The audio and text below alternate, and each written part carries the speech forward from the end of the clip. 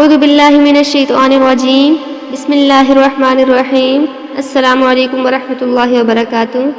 امید کرتی ہوں کہ آپ سب خیریت سے ہوں گے۔ تو ناظرین، میری آج کی جو ویڈیو ہے وہ اللہ رب العزت کے 99 نام کے متعلق ہے، یعنی اسماء الحسنہ کا تذکرہ ہوگا آج کی ان ویڈیو میں، جن کے متعلق سورہ الاعراف میں اللہ رب العزت ارشاد فرماتے ہیں کہ وَلِلَّهِ الْأَسْمَاءُ الْحُسْنَى فَادْعُوهُ بِهَا، آیت نمبر 180، اور اللہ کے لیے اچھے اچھے نام ہیں تو تم ہمیشہ اس کو اچھے ناموں سے پکارو۔ اور اسی کے متعلق جو ہے بخاری اور مسلم شریف میں حضرت ابو ہریرہ رضی اللہ تعالی عنہ سے مروی ہے کہ رسول اللہ صلی اللہ علیہ وآلہ وسلم نے ارشاد فرمایا ان للہ تعالی 99 اسما 100 الا واحدة من احصاها دخل الجنہ۔ مشکات شریف کی بھی حدیث ہے جس کا ترجمہ ہے کہ بے شک اللہ رب العزت کے 99 یعنی ایک کم 100 نام ہیں، جس نے ان کو محفوظ کر لیا یعنی ان کو یاد کر لیا اور ان پر ایمان لایا تو وہ جنت میں پہنچ گیا۔ تو ناظرین، سب سے پہلے تو اسماء الحسنہ پڑھنے والوں کے لیے اہم ہدایات۔ پہلی ہدایت یہ ہے کہ انسان اپنی فطری کمزوری کی وجہ سے ترغیب کا محتاج ہے۔ ہونا تو یہ چاہیے تھا کہ جب اسے پتہ چلتا کہ میرے پیارے رب کے نام ہیں اور اس نے ان ناموں کے ذریعے خود کو پکارنے اور مانگنے کا حکم دیا ہے، اور رسول اکرم صلی اللہ علیہ وآلہ وسلم نے فرمایا کہ جو ان ناموں کو یاد کر لے گا وہ جنت میں جائے گا، تو فوراً ان ناموں میں مگن ہو جانا چاہیے تھا اور اپنی زندگی کے ہر سانس کو ان ناموں کے ذکر سے معطر کر کے ان خزانوں کو پا لیتا جو ان ناموں کے اندر چھپے ہوئے ہیں، مگر اکثر انسان ایسا نہیں کرتے۔ انہی کی ترغیب کے لیے اسماء الحسنہ کے کچھ خواص جمع کر دیے گئے ہیں۔ یہ خواص جو قرآن و سنت سے ماخوذ نہیں ہیں، بلکہ ماضی میں اللہ والوں نے ان پیارے ناموں سے جو منافع کمائے ہیں انہوں نے ان کو لکھ دیا کہ تاکہ دوسرے لوگ بھی ان سے نفع حاصل کر سکیں۔ یہ خواص جو ہیں اسماء الحسنہ کے فوائد کا احاطہ نہیں کر سکتے، بلکہ یہ تو ایسا ہے کہ جس طرح جنت کے پھولوں کو سنگھا کر جنت کی ترغیب دی جائے۔ خوشبو اپنی جگہ مگر ذائقہ یقیناً اس سے بڑھ کر ہو جاتا ہے۔ بس یہ خواص خوشبو کی طرح ہیں، مگر جو یقین اور ایمان کے ساتھ ان اسماء الحسنہ کو پڑھے گا وہ انشاءاللہ اس کے ذائقوں کو بھی پالے گا جو خوشبو سے بہت افضل اور اعلیٰ ہے۔ دوسرے اس کا جو ہے ہدایت یہ ہے کہ اسماء الحسنہ کے بعض خواص کو دیکھ کر لوگ حیرانی سے پوچھتے ہیں کہ چند بار یہ نام پڑھ کر اتنا بڑا فائدہ کیسے حاصل ہو سکتا ہے؟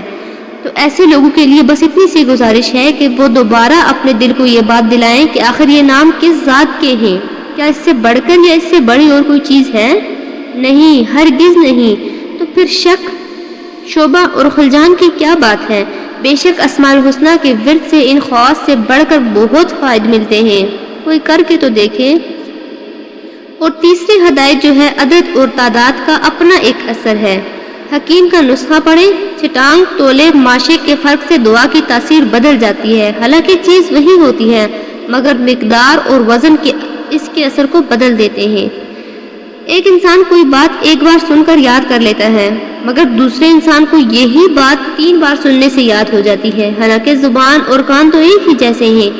ایک شخص کتنی قوت برداشت کر سکتا ہے اس کا تعلق بھی بعض اوقات عدد اور مقدار سے ہوتا ہے۔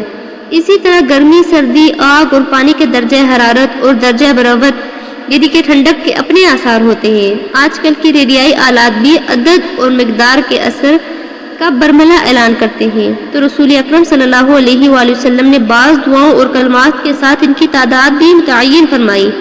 جو عدد اور مقدار کے مؤثر ہونے کی قوی اور مضبوط ترین دلیل ہے۔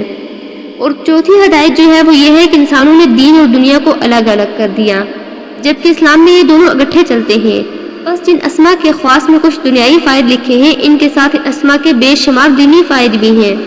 اسی طرح جن اسماء کے دینی خاص لکھے ہیں ان کے ورد میں بے شمار دنیاوی فوائد بھی ہیں۔ پانچویں ہدایت، اللہ تعالیٰ نے مومن کو وہ دین دیتا ہے جس میں دنیا کی بھلائی ہوتی ہے اور اس سے وہی دنیا دیتا ہے جو اس کے دین کے لیے نافع ہوتی ہے۔ چھٹا فائدہ جو ہے نفع دینا اور نقصان سے بچانا، یہ سب اور صرف اللہ رب العزت کے قبضہ قدرت میں ہے۔ اس لیے وہی ورد، وظیفہ اور دعا جو پر اثر ہوتی ہے جس کا مقصد اللہ رب العزت کو راضی کرنا ہو، باقی خواص کا درجہ ثانی ہے۔ اللہ رب العزت راضی ہوگا تو سارے خواص اور فوائد نصیب ہوں گے، لیکن اگر وہ راضی نہ ہوا تو پھر کیا ورد، کیا وظیفہ اور کیا خواص اثر کریں گے۔ ساتویں ہدایت یہ ہے کہ پاک چیزوں کو ناپاک مقاصد کے لیے استعمال کیا جائے تو سوائے ہلاکت کے اور کچھ ہاتھ نہیں آتا۔ کھانا کتنا ہی قیمتی کیوں نہ ہو، اگر ناک میں ڈالا جائے یا کان میں ڈالا جائے تو وہ فائدہ نہیں پہنچائے گا۔ اسی طرح اسماء الحسنہ کے ذریعے ناپاک مقاصد حاصل کرنے والے اپنی تباہی کے سوا اور کچھ نہیں پاتے، لہٰذا اس بارے میں اللہ تعالیٰ سے ڈرنا چاہیے اور اس کے ناموں کے ذریعے اپنی اصلاح کرنی چاہیے۔ آٹھویں ہدایت یہ ہے کہ خاص مقاصد کے لیے خاص اسماء پڑھنا کچھ برا نہیں، لیکن کام کی بات یہ ہے کہ پہلے ان اسماء کو اختیار کیا جائے جو نفس کی اصلاح، مخلوق سے بے نیازی اور محبت الہی کے خصوصی خاص رکھتے ہیں، پھر باقی اسماء کو پڑھا جائے اور اس بات کو ہرگز نہ بلایا جائے کہ یہ سارے اسماء اعلیٰ و ارفع ہیں، اس لیے ان تمام کے ورد سے غفلت نہ کی جائے، بلکہ نسخ نظم کی صورت میں تمام اسماء کو ورد کا معمول بنایا جائے۔ اور نویں ہدایت یہ ہے کہ یہ سارے اسماء گھر کے بچوں کو بھی یاد کرائے جائیں، ان کے ذکر سے اپنے گھروں اور محفلوں کو ایمانی نور اور روحانی سکون بخشا جائے۔ اور 10ویں جو ہے وہ یہ ہے کہ گناہوں کے مارے اور مصیبت کے پسے ہوئے پریشان حال، دکھی اور زخم خوردہ مسلمان ہیں، جنہیں ایک طرف ان کا ازدہا صفت نفس امارہ ہر گھڑی ڈستا ہے اور انہیں ذلت اور پستی کے گڑھوں میں ہر آن گھسیٹتا ہے، دوسری طرف شیطان ان پر ہر دم اپنے سوار اور پیادہ دوستوں کے ذریعے حملہ ور ہوتا ہے اور ان کے اسلام اور انسانیت کے سیدھے راستے سے ہٹا کر ظلم، تکبر، شہوت پرستی، بدفعلی، حرام خوری، حرام کاری اور حرام بینی کے جہنمی راستوں کی طرف کھینچتا ہے اور انہیں اپنی خلقت اور فطرت تک تبدیل کرنے اور حزب شیطان کے ناری ٹولے میں شامل ہونے کی دعوت دیتا ہے۔ نفس اور شیطان کی مار سے خستہ حال ان مسلمانوں کو دنیاوی مصائب، پریشانیاں، فکر و فاقہ اور ذلت بھی اپنا شکار بناتی ہیں۔ یہ بیچارے کہاں جائیں؟ یہ مجموعہ اسی سوال کا جواب ہے کہ انسان کو پیدا کرنے والا اور اس سے محبت کرنے والا اللہ جل شانہ جو رحیم بھی ہے اور کریم بھی ہے،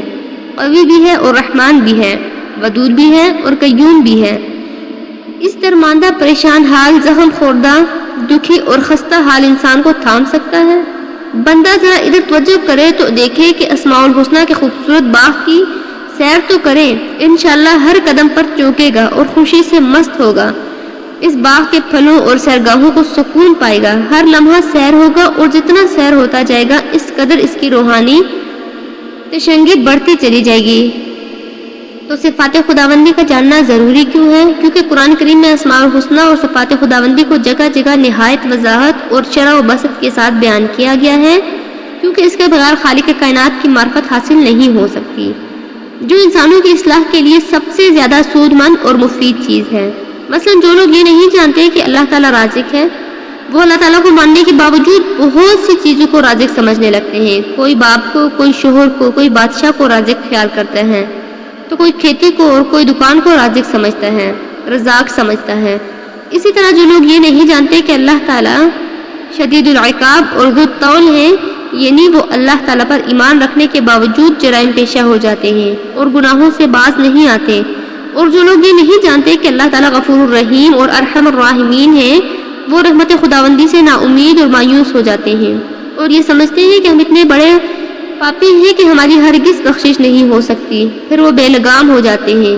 الغرض اسماء الحسنہ اور صفات خداوندی کی معرفت کے بغیر انسانوں کی اصلاح اور نفوس کا تزکیہ نہیں ہو سکتا، اس لیے صفات خداوندی کا جاننا نہایت ضروری ہے۔ تو ناظرین انشاءاللہ کل سے ہم ایک ویڈیو اپلوڈ کریں گے جس میں اللہ رب العزت کے ایک نام کا ترجمہ، ساتھ اللہ رب العزت کا ایک نام، اس کا ترجمہ اور اس کے فائدے ذکر کریں گے۔ تو امید کرتی ہوں کہ ہماری آج کی ویڈیو آپ کو پسند آئی ہوگی۔ اگر ہماری یہ ویڈیو آپ کو پسند آئی تو ویڈیو کو لائک اور چینل کو سبسکرائب ضرور کیجیے گا اور ثواب کی نیت سے اس کو آگے ضرور شیئر کیجیے گا۔ وآخر دعوانا الحمدللہ رب العالمین۔